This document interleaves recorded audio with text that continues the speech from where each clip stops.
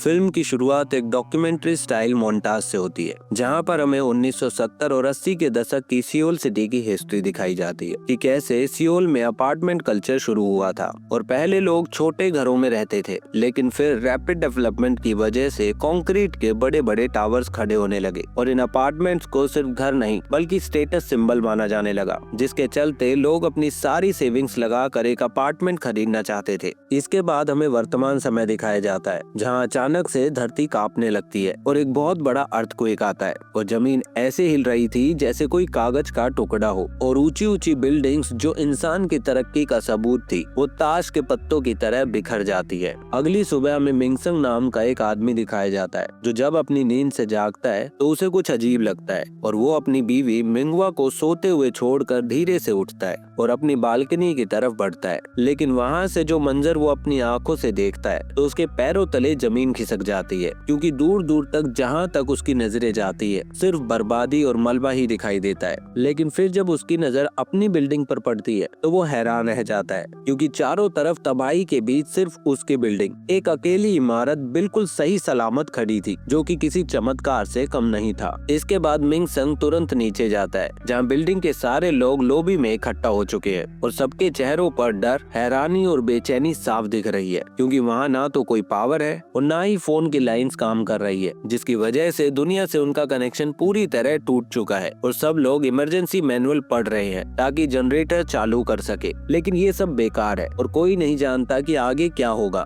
जबकि ठंड भी बढ़ती जा रही है और लोगों का डर भी। अब मिंगसंग पानी की बोतल लेकर अपने घर वापस जाता है और अपनी पत्नी के साथ बैठकर अपने पास बचे हुए खाने पीने का हिसाब लगाने लगता है और उन्हें एहसास होता है कि उनके पास सिर्फ एक हफ्ते का राशन ही बचा है, जिस पर मिंगवा कहती है कि उन्हें उनके डैड के पास जाना चाहिए, लेकिन मिंगसंग मना कर देता है क्योंकि बाहर जाना मौत को दावत देने जैसा था, क्योंकि वहाँ पर हर तरफ लाशें बिखरी पड़ी थी और जो बचे हुए लोग थे वो भी इस आखिरी बची हुई बिल्डिंग की तरफ ही आ रहे थे। इसके बाद फिर उसी रात उनके दरवाजे पर दस्तक होती है और जब मिंगसंग दरवाजा खोलता है तो उसके सामने एक औरत अपने छोटे से बच्चे के साथ खड़ी होती है, जो उनके पड़ोस की बिल्डिंग से ही थी, जो कि अब मलबे का ढेर बन चुकी है और उसका बच्चा ठंड से कांप रहा होता है और वो भीख मांग रही होती है सिर्फ एक रात के लिए थोड़ी सी जगह की, जिस पर मिंगसंग जो अभी भी शौक और डर में है वो उसे मना करने वाला होता है। लेकिन तभी मिंगवा वहाँ आ जाती है और एक नर्स होने के नाते वो उस औरत और बच्चे की हालत देखकर उन्हें फौरन अंदर बुला लेती है। उन्होंने उस माँ बेटे को अपने घर में एक कमरे में पनाह तो दे दी थी, लेकिन ये तो सिर्फ शुरुआत थी, क्योंकि उन्हें नहीं पता था कि इंसानियत का ये छोटा सा कदम आगे चलकर उनके लिए कितना बड़ा इम्तिहान बनने वाला है। फिर अगले दिन जब मिंगसंग नीचे लॉबी में जाता है तो वो देखता है कि उनकी बिल्डिंग के अंदर का माहौल अब बदलने लगा है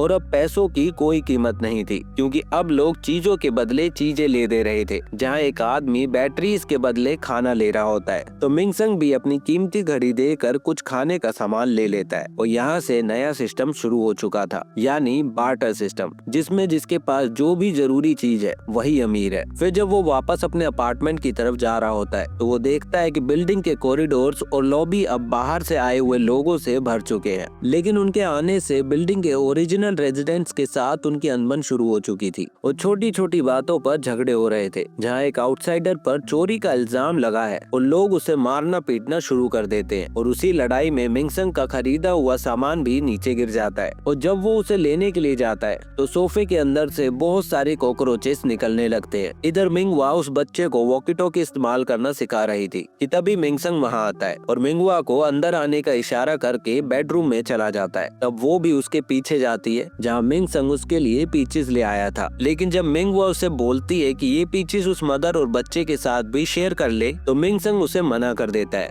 और कहता है कि ये सिर्फ उसके लिए है। लेकिन इसी दौरान वो औरत अपने बच्चे के साथ वहाँ आ जाती है और उनसे कुछ पूछने लगती है, लेकिन उन्हें देखकर उनके पास पीचेस शेयर करने के सिवाय कोई और ऑप्शन नहीं बचता। फिर जैसे तैसे दिन गुजरते हैं, मौसम और भी ज्यादा ठंडा पड़ जाता है और आउटसाइडर्स की तादाद भी धीरे धीरे बढ़ती जाती है। जो मिंगसंग को बिल्कुल अच्छा नहीं लग रहा था। तभी उन्हें दूर से कुछ लोग आपस में लड़ते झगड़ते दिखाई देते हैं और मिंगवा नर्स होने के नाते तुरंत उस इंजर्ड आदमी को चेक करने के लिए दौड़ती है। लेकिन इसी दौरान एक अपार्टमेंट से धुआं निकलना शुरू हो जाता है और लोग पैनिक करने लग जाते हैं। लेकिन इससे पहले कि कोई कुछ कर पाए, एक आदमी जिसका नाम यंग टक है, जो यूनिट 902 में रहता है, वो आदमी अपनी जान की परवाह किए बिना आग में घुस जाता है और फायर एक्सटिंग्विशर का इस्तेमाल करता है, लेकिन उससे आग नहीं बुझती। तब वो दीवार पर लगे फायर होस को तोड़ता है और वेल्व को पागलों की तरह घुमाने लगता है, जिससे किसी चमत्कार की तरह पानी प्रेशर से बाहर आने लगता है। जिसके बाद मिंगसंग भी उसकी हिम्मत देखकर उसके पीछे जाता है और दोनों मिलकर बड़ी मुश्किल से आग पर काबू कर लेते हैं और इसके बाद सब लोग यंग टक को थैंक्स बोलते हैं। इस आग की घटना के बाद बिल्डिंग के रेजिडेंट एक मीटिंग बुलाते हैं, क्योंकि सबको एहसास हो जाता है कि उन्हें एक सिस्टम बनाने की जरूरत है और एक लीडर चुनने की जरूरत है जो इस मुश्किल वक्त में उन्हें गाइड कर सके। और मीटिंग में बहुत बहस होती है, जहां कुछ लोग कहते हैं कि हमें आउटसाइडर्स की मदद करनी चाहिए और सबको मिलकर रहना चाहिए, जैसे मिंगवा का मानना था। लेकिन ज्यादातर लोगों का कहना था कि हमारे पास रिसोर्सेज पहले से ही कम है और अगर आउटसाइडर्स आते रहे तो हम सब भूखे मर जाएंगे, यानी पहले अपने लोग फिर बाकी सब। इसी बहस के बीच मिंगसंग कहता है कि हमें एक लीडर चाहिए जो हम सबके लिए एक फैसला ले सके। और जब लीडर चुनने की बारी आती है तो सबकी नजर सिर्फ एक ही इंसान पर जाती है, यंग टक, जिसने अपनी बहादुरी से सबका दिल जीत लिया था और उसे बिल्डिंग का नया लीडर चुन लिया जाता है। यंग टक, जो अब तक एक आम सा रेजिडेंट था, वो अचानक से पावर में आ जाता है और उसकी आंखों में एक अजीब सी चमक आ जाती है और वो सामने आता है और अपना पहला फैसला सुनाता है, जो वांगंग अपार्टमेंट की किस्मत हमेशा के लिए बदलने वाला था। वो कहता है कि ये अपार्टमेंट सिर्फ रेजिडेंट का है और इसके साथ ही साथ वो ऐलान करता है कि बिल्डिंग में रह रहे सभी आउटसाइडर्स को बाहर निकाल दिया जाएगा। यंग टक कहता है कि हम यहाँ के मालिक है और ये बिल्डिंग हमारी है। जिसके बाद वो एक वोटिंग सिस्टम बनाता है, जहाँ पर हर रेजिडेंट को एक पत्थर दिया जाता है, जिसमें व्हाइट स्टोन का मतलब था आउटसाइडर्स को निकाल दिया जाए और ब्लैक स्टोन का मतलब था आउटसाइडर्स रह सकते हैं। वोटिंग सीक्रेट होती है ताकि कोई किसी को जज ना करे और जब वोट काउंट होता है तो रिजल्ट आता है कि ऑलमोस्ट सारे स्टोन्स व्हाइट होते हैं, जिसका मतलब फैसला हो चुका है, इंसानियत हार गई है और सर्वाइवल इंस्टिंक्ट जीत गया है और आउटसाइडर्स को निकालना होगा। इसके बाद रात को मिंगवा पूछती है मिंगसंग से कि तुमने किसको वोट किया, लेकिन मिंगसंग कोई जवाब नहीं देता। इसके बाद मिंगसंग याद करने लगता है कि अर्थक्वेक के टाइम आखिर उसके साथ हुआ क्या था। तभी हम देखते हैं कि जब वो शहर में था तब अर्थक्वेक का पहला झटका आया था, जहाँ वो कुछ लोगों के साथ मिलकर एक लेडी को बस के नीचे से निकालने की कोशिश कर रहा था। लेकिन अर्थक्वेक का झटका दोबारा आता है और वो डर के अपनी कार में बैठ जाता है, जबकि बस के नीचे दबी हुई वो लेडीज वहीं पर मर जाती है। वो अर्थक्वेक इतना तेज होता है कि उसकी गाड़ी भी इधर उधर होने लगती है, लेकिन जैसे तैसे सीट बेल्ट के कारण उसकी जान बच जाती है। फिर अगले दिन फैसला हो चुका था और अब उसे अंजाम देना था, इसीलिए यंग टक मिंगसंग को एंटी क्राइम टास्क फोर्स बनाने की बात कहता है। क्योंकि मिंगसंग पहले आर्मी में सर्विस कर चुका था, इसीलिए वो इस पोस्ट के लिए परफेक्ट होता और टास्क फोर्स के सभी मेंबर्स आपस में फैसला करते हैं कि कल वो लोगों को अपनी बिल्डिंग के बाहर निकाल देंगे। फिर अगली सुबह रेजिडेंट यंग टक की लीडरशिप में बिल्डिंग के कोर्टयार्ड में इकट्ठा होते हैं और यंग टक सबसे आगे खड़ा होकर आउटसाइडर्स को अनाउंस करता है कि आप सबको अभी इसी वक्त इस बिल्डिंग को छोड़कर जाना होगा, क्योंकि ये रेजिडेंट्स का फैसला है। आउटसाइडर्स जो पहले से ही परेशान और भूखे हैं, वो इस बात को सुनकर और ज्यादा गुस्सा हो जाते हैं और एक आउटसाइडर चिल्लाता है कि हम कहाँ जाएंगे, जबकि बाहर ठंड बढ़ चुकी है। कि तभी एक बड़ा सा आदमी जो आउटसाइडर्स का लीडर है वो आगे आता है और यंग टक को धक्का देते हुए कहता है कि तू कौन होता है हमें यहाँ से निकालने वाला। लेकिन यंग टक उसकी एक नहीं सुनता और सभी को वहाँ से बाहर निकाल देता है, जिस बात से नाराज भी टास्क फोर्स पर हमला करके कॉम्प्लेक्स का गेट तोड़ देती है। इस झगड़े में लीडर को काफी चोट आ जाती है, जिसके बाद एक बार फिर से आउटसाइडर को बाहर निकालकर लीडर गुस्से से चिल्लाता है और सबको शांत कराता है। कि तभी बिल्डिंग में रहने वाले बाकी लोग उन आउटसाइडर्स पर ईंटें फेंकना शुरू कर देते हैं, जिससे मजबूरन आउटसाइडर्स को वहां से जाना पड़ता है। आउटसाइडर्स को बाहर निकालने के बाद उनके अपार्टमेंट में एक नया सिस्टम लागू किया जाता है, जहां यंग टक अब सबका अनडिस्प्यूटेड लीडर है और हर चीज के लिए एक नए नियम बनाए जाते हैं, जिसमें खाना मुफ्त में नहीं मिलेगा बल्कि काम के बदले मिलेगा और बिल्डिंग को अलग अलग डिपार्टमेंट में बांट दिया जाता है। एक स्कैविंग टीम बनाई जाती है जिसका काम रोज बिल्डिंग के बाहर जाकर खाने पीने का सामान और जरूरी चीजें लूट कर लाना। और एक मेडिकल टीम बनाई जाती है जिसको मिंगवा लीड करती है, जिसका काम है बीमार और घायल लोगों का इलाज करना। और इसके साथ साथ एक सिक्योरिटी पेट्रोल टीम भी बनाई जाती है जो कि बिल्डिंग की सुरक्षा करती है। कुछ दिन बाद कॉम्प्लेक्स के लोग गेट को बंद कर देते हैं और कोई बाहर का अंदर ना आ सके इसके लिए बोर्ड लगा देते हैं, नो आउटसाइडर्स। और अब सभी लोग आपस में अपनी सप्लाईज भी शेयर करने लगते हैं। सब खुश रहने लगते हैं। लेकिन अब बिल्डिंग की सप्लाईज कम होने लगी थी, इसलिए मिंगसंग सप्लाईज लाने के लिए कुछ लोगों के साथ बिल्डिंग से बाहर निकलता है। बिल्डिंग के बाहर वो जितनी दूर जाते हैं उन्हें उतनी ज्यादा डेड बॉडीज मिलती है, जिससे डर कर वो जल्दी से वापस सही सलामत अपनी बिल्डिंग में पहुंच जाते हैं। और वो अपने साथ सप्लाईज भी लाए होते हैं, लेकिन इनमें से ज्यादातर सप्लाईज बेकार हो चुकी थी। उस दिन के बाद मिंगसंग और उसके साथी रोज सप्लाईज लाने के लिए बाहर जाने लगते हैं, मगर वो जिस भी बिल्डिंग में जाते हैं वहाँ चारों तरफ उनको बस डेड बॉडीज ही नजर आती है। और वो हर बार अपने साथ सप्लाईज तो लाते हैं, लेकिन कॉम्प्लेक्स के लोगों के लिए वो हमेशा ही कम पड़ जाती है। फिर एक दिन यंगटक और मिंगसंग बाहर बैठकर आपस में बात कर रहे होते हैं कि तभी वो अपने सामने एक एक्सप्लोजन को देखते हैं। और मिंगसंग कहता है कि उन लोगों ने इतना सहा है तो उन्हें इनाम भी मिलना चाहिए। और साथ ही साथ वो बताता है कि पिछले साल उसकी वाइफ का इसी कॉम्प्लेक्स में मिसकैरेज हुआ था। दूसरी ओर मिंगवा को अपने सामने वाली बिल्डिंग में एक बच्चा दिखाई देता है, जिसको देखकर वो बहुत ही हैरान हो जाती है। और साथ ही में वो देखती है कि उस बच्चे के पास उसका दिया हुआ वॉकी टॉकी भी होता है। और मिंगवा को उस बच्चे से बात करके पता चलता है कि वो और उसकी माँ डोक्यू नाम के एक इंसान से वहाँ पर छुप रहे हैं। फिर एक दिन बिल्डिंग से बाहर जाने वाले ग्रुप को एक सुरंग मिल जाती है जो सीधा ग्रोसरी स्टोर जाती है, जहाँ लोगों को आता देखकर ग्रोसरी स्टोर ओनर उन पर बंदूक तान देता है। लेकिन खाने की खोज में आया हुआ ग्रुप उस पर हमला करके सारा सामान लूट कर वहाँ से चले जाते हैं। फिर कुछ समय बाद वो लोग न्यू ईयर सेलिब्रेट करने के लिए एक साथ इकट्ठा होते हैं, जहाँ ये सब मिंगवा को गलत लग रहा होता है। मगर तभी अचानक वो सब लोग डर जाते हैं, क्योंकि अंधेरे से कोई उनकी तरफ आ रहा होता है, जो एक लेडी होती है जिसका नाम ये वॉन है। और वो इसी बिल्डिंग की रेजिडेंट थी जो अपार्टमेंट नंबर 903 में रहती थी, यानी यंगटक के आगे वाले अपार्टमेंट में।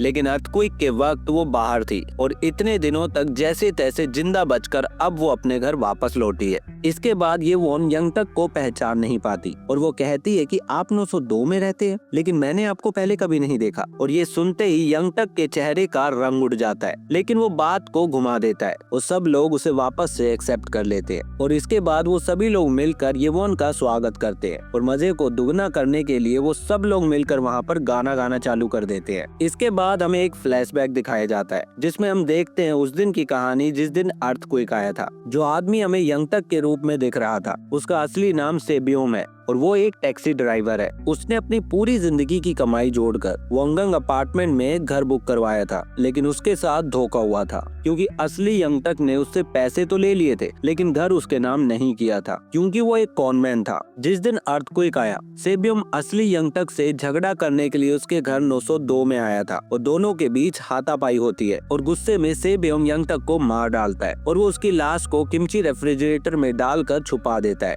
तभी उसके फोन पर उसकी बीवी का कॉल आता है और वो उससे कहती है कि वो उस जैसे घटिया आदमी के साथ और नहीं रह सकती। और इस कॉल के बाद सेबियम पूरी तरह टूट जाता है, क्योंकि उसने अपना पैसा खो दिया, अपना घर खो दिया, अपनी बीवी को भी खो दिया और अब वो एक कातिल भी बन गया था। और ठीक उसी वक्त जमीन हिलने लगती है और वो भयानक अर्थक्वेक आ जाता है। इसके बाद हमें प्रेजेंट डे दिखाया जाता है कि कुछ दिनों बाद लोगों में झगड़ा चालू हो जाता है, क्योंकि एंटी क्राइम फोर्स को ज्यादा राशन दिया जा रहा था और कुछ लोगों को राशन मिल ही नहीं रहा था, जिसकी वजह से अब राशन की कमी होने लगी थी। तभी एक व्यक्ति एंटी क्राइम फोर्स को खूनी दरिंदा पुकारता है, जो मिंगवा सुन लेती है। अकेले में मिंगवा अपने पति से पूछती है कि क्या तुमने किसी को मारा है, जिस पर वो एक हादसे के बारे में बताते हुए कहता है कि वो मारा नहीं था, जिस पर मिंगवा परेशान होकर मिंगसंग को बाहर जाने से मना कर देती है और मौका पाकर मिंगवा सप्लाईज को लेकर दोक्युन के घर चली जाती है। इसी बीच हीटर देने के बहाने यंगटक येवोन के घर जाता है, जहाँ वो उस लड़की से पूछता है कि क्या तुम मेरी माँ को जानती हो,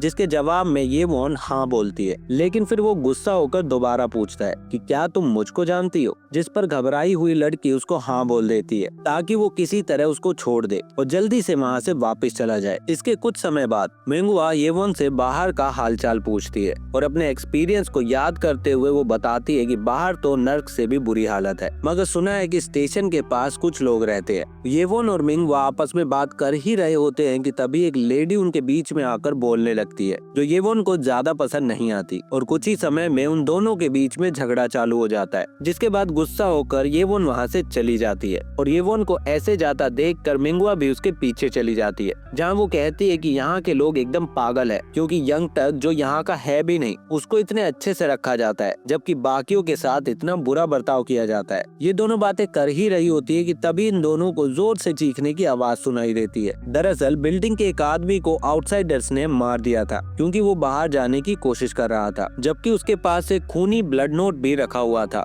जिसमें ये लिखा था कि सबको कीमत चुकानी पड़ेगी। अचानक यंगटक को उसकी मरी हुई बेटी की याद आ जाती है और तभी वो सबसे कहता है कि हमें नियम और भी सख्त करने होंगे और पहरा देने वाले लोगों की संख्या भी बढ़ानी होगी। फिर शाम के वक्त यंगटक डोक्युन के घर जाकर उसे अपना फर्नीचर डोनेट करने के लिए कहता है और बड़ी सावधानी से उसके ड्रॉर्स और वार्डरोब चेक करता है और फिर जैसे ही वो मैट्रेस को उठाता है तो उसको वो माँ और बच्चे दोनों मिल जाते हैं जिन्हें यंगटक बाहर ले जाता है और आउटसाइडर्स होने की वजह से उन्हें अपनी बिल्डिंग से निकाल देता है और साथ ही मिंगसंग को भी बताता है कि इसमें तुम्हारी वाइफ भी इन्वॉल्व थी। इसीलिए घर आकर मिंगसक अपनी वाइफ को डांटना शुरू कर देता है। गुस्सा होकर मिंगवा अपने पति को बताती है कि ये यंगटक इस बिल्डिंग का है ही नहीं, लेकिन उसके पास कोई प्रूफ न होने की वजह से मिंगसंग उसका यकीन नहीं करता। फिर झगड़े के बाद मिंगसंग यंगटक के सामने घुटनों पर बैठकर माफी मांगता है, जिस पर यंगटक उसे और काम करने को कहकर छोड़ देता है। जिसके बाद धीरे धीरे सभी अपार्टमेंट की चेकिंग की जाती है और छुपे हुए सारे आउटसाइडर्स को बाहर निकाला जाता है, जबकि यंगटक गलती करने वालों को बाहर घुटनों पर बैठकर माफी मंगवाता है और साथ ही उनके घर के बाहर रेड कलर से पेंट कर देता है। इसी बीच सभी लोग अपनी बालकनी में खड़े होकर डोक्युन को देखते हैं, जो कि कहता है कि यहाँ पर जो कुछ भी हो रहा है वो सब कुछ गलत है और ये कहने के बाद वो वहाँ से कूद जाता है। फिर अचानक एक दिन फिर से अर्थक्वेक आ जाता है, जिसके कारण एक वाटर टैंक टूट जाता है और सभी लोग काफी खुश होते हैं क्योंकि अब उनके पानी की परेशानी खत्म होने वाली थी। वहीं दूसरी ओर मिंगवा येवोन से यंगटक के बारे में पूछती है कि तभी सीन बदलता है और हमको ग्युमे को दिखाया जाता है, जो यंगटक को बताती है कि राशन अब खत्म पड़ रहा है और लोगों को खाने के लिए खाना नहीं मिल रहा। और मिंगवा की इस बात को सुनकर वो लोग एक और टीम बनाते हैं जो कि रोज बाहर जाकर खाना इकट्ठा करेगी। फिर एक दिन यंगटक और मिंगसक की टीम बाहर गई हुई थी, तब मिंगवा हिम्मत करके यंगटक के अपार्टमेंट में यानी 902 में जाती है, जहां अंदर एक बूढ़ी औरत बेड पर लेटी मिलती है जो कि असली यंगटक की मां है। मिंगवा उससे बात करने की कोशिश करती है और पूछती है कि आंटी आपका बेटा कहाँ है और उसका क्या नाम है, लेकिन वो बूढ़ी औरत डिमेंशिया यानी भूलने की बीमारी से पीड़ित होती है और वो बस एक ही बात कहती है, भूख लगी है, खाना दो, जिससे मिंगवा निराश हो जाती है। लेकिन जैसे ही वो वापस जाने के लिए मुड़ती है तो उसकी नजर एक बड़े से किमची रेफ्रिजरेटर पर पड़ती है, जिस पर अजीब तरीके से बहुत सारा टेप लगा हुआ होता है। मिंगवा को कुछ अजीब लगता है, इसलिए वो उस टेप को हटाती है, लेकिन रेफ्रिजरेटर का दरवाजा खोलते ही एक भयानक बदबू आती है और अंदर जो चीज थी उसे देखकर मिंगवा की चीख निकल जाती है, क्योंकि अंदर एक आदमी की लाश थी जो कि बुरी तरह से सड़ चुकी थी। और मिंगवा समझ जाती है कि यही असली यंगटक है और जो आदमी बाहर यंगटक बनकर घूम रहा है वो एक कातिल और बहरूपिया है। इस बीच बाहर जाने वाली टीम को काफी दूर जाकर एक बर्बाद फूड कोर्ट मिलता है, लेकिन उसके अंदर सिर्फ लाशों के भरे हुए टनल के द्वारा ही जाया जा सकता था और वो ऐसा ही करते हैं और टनल की सहायता से उस फूड कोर्ट तक पहुंच जाते हैं, जहां पर उनको भर भर के खाना मिलता है और सब लोग जितना हो सकता है उतना खाना इकट्ठा करके वापस घर जाने लगते हैं। जाते वक्त मिंगसक को एक हेयर क्लिप भी मिलता है जो कि वो अपनी पत्नी के लिए उठा लेता है, लेकिन तभी अचानक वहां पर मलबा गिरने लगता है जिसमें उनका एक साथी मारा जाता है और आखिरकार पूरा ग्रुप खाना और अपने मरे हुए साथी को लेकर कॉम्प्लेक्स वापस आ जाते हैं। बिल्डिंग पहुंचते ही मिंगवा मिंगसंग को थप्पड़ मार देती है और ये वो आकर सबको यंगटक की सच्चाई बता देती है और रेफ्रिजरेटर में रखी हुई डेड बॉडी को सबके सामने ले आती है। ये सब देखकर यंगटक को काफी गुस्सा आता है और वो कहता है कि उसने अपनी पूरी जान लगा दी इस कॉम्प्लेक्स के लिए और यंगटक सबको बेवकूफ बनाने की कोशिश भी करता है और कहता है कि उसको यहाँ से धोखा देकर निकाल दिया गया था और वो यहीं का रहने वाला है। लेकिन कोई भी उसकी इस बात को सपोर्ट नहीं करता और देखते ही देखते छीना झपटी चालू हो जाती है। सभी लोग नकली यंगटक को कॉम्प्लेक्स से बाहर निकालने की कोशिश करते हैं, लेकिन जाते जाते वो येवोन को एक बड़े से गड्ढे में फेंक कर मार देता है और मिंगसंग भी उसके ऊपर बंदूक तान देता है, लेकिन वो उसको चला नहीं पाता कि तभी नकली यंगटक उस बंदूक को छीन लेता है और उसी वक्त गेट गिर जाता है और आउटसाइडर्स अपना बदला लेने के लिए अंदर आ जाते हैं। बिल्डिंग के कुछ लोग बाहर रहकर उनसे लड़ते हैं, जबकि कुछ लोग भागकर बिल्डिंग में छुप जाते हैं। और मिंगसंग अपनी वाइफ के साथ अपने अपार्टमेंट में पहुंच ही रहा होता है कि तभी एक आदमी उन पर हमला कर देता है, जिसमें मिंगसंग घायल हो जाता है। इसके बाद वो आदमी मिंगवा की तरफ बढ़ता है कि तभी मिंगसंग आकर उसको मार डालता है और अब वो दोनों अपने अपार्टमेंट से बाहर निकलकर उस जगह को छोड़ने का फैसला करते हैं। लेकिन बाहर दंगे चल रहे होते हैं। तभी आउटसाइडर्स की भीड़ में से एक आदमी अपार्टमेंट के लोगों पर बॉम्ब फेंक देता है, मगर यंग तक उसको वापस उन्हीं के ऊपर फेंक देता है और बॉम्ब हवा में ही फट जाता है, जिसकी वजह से कई सारे लोगों की मौत हो जाती है, जिसमें नकली यंग तक भी घायल हो जाता है। लेकिन फिर भी खून से लथपथ वो अपने घुटनों के बल चलता हुआ अपने अपार्टमेंट 902 में जाता है और दीवार पर लगी हुई फैमिली फोटो को देखता है और उसे देखते देखते वहीं पर दम तोड़ देता है। यानी एक झूठी आइडेंटिटी, एक झूठा सम्मान और अंत में ऐसी मौत जहां उसका अपना कहने वाला कोई नहीं था। इसके बाद सब मजबूरन अपार्टमेंट के लोगों को अपना घर छोड़ना पड़ता है और मिंगसंग अपनी पत्नी के साथ एक बर्बाद अपार्टमेंट में छुप जाता है, क्योंकि बाहर बारिश हो रही होती है और मिंगसंग बहुत दर्द में होता है और मिंगवा उसकी किसी तरह मदद नहीं कर पाती, क्योंकि उसके पास कोई भी मेडिकल किट नहीं होती। इसीलिए दोनों थक हार के एक टूटी हुई चर्च में पनाह लेते हैं और फिर वो अपनी जेब से एक छोटा सा हेयरपिन निकाल कर भी उसे दे देता है, क्योंकि ये वही हेयरपिन था जो उसे खाना खोजते वक्त मिशन के दौरान मिला था और उसने अपनी बीवी के लिए संभाल कर रखा था। फिर अगली सुबह मिंगवा अपने पति की लाश के पास बैठकर रो रही होती है, क्योंकि उसने अपना सब कुछ खो दिया था, उसका घर, उसका पति और उसकी दुनिया। तभी चर्च में कुछ लोग उसके पास आते हैं और वो उससे अपने साथ चलने को कहते हैं, जिस पर मिंगवा उनकी तरफ देखती है और उनके साथ चल पड़ती है और फिल्म यहीं पर खत्म हो जाती है। मिंगवा एक नए ग्रुप के साथ एक अनजान भविष्य की तरफ जा रही है। क्या वो लोग सरवाइव कर पाएंगे या क्या दुनिया फिर से पहले जैसी हो पाएगी? तो दोस्तों, ये थी कहानी कॉन्क्रीट यूटोपिया की, एक ऐसी कहानी जो हमें बताती है कि असली घर कॉन्क्रीट की दीवारों से नहीं बल्कि इंसानियत और प्यार से बनता है। और जब मुसीबत आती है तो हमारे पास दो रास्ते होते हैं, या तो हम यंग तक की तरह लालच और डर में अंधे होकर सब कुछ तबाह कर दे, या फिर मिंगवा की तरह आखिरी सांस तक इंसानियत का साथ ना छोड़े। और फैसला हमारा है। और अगर आपको ये एक्सप्लेनेशन पसंद आई हो तो लाइक करना, शेयर करना और कमेंट में बताना कि आप अगर ऐसी सिचुएशन में होते तो क्या करते। मिलते हैं अगली मूवी के साथ, तब तक के लिए स्टे सेफ, बी ह्यूमन।